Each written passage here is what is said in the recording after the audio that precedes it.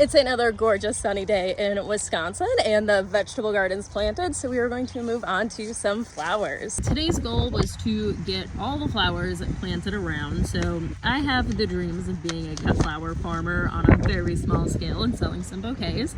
So I started with some eucalyptus and other filler flowers.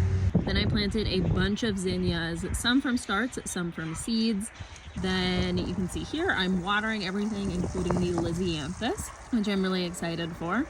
Then I moved on to our front planter. We do half veggies and then we're doing half of it in flowers this year. So I planted some bachelor buttons and straw flowers.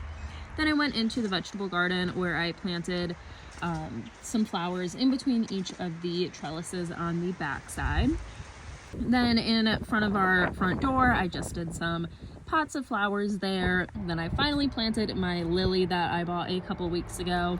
And then I stuck a popcorn plant in our front flower bed as well. Then I moved on to fill my bird bath and water everything that I just planted. And lastly, I planted some marigolds all over the garden just for some companion planting.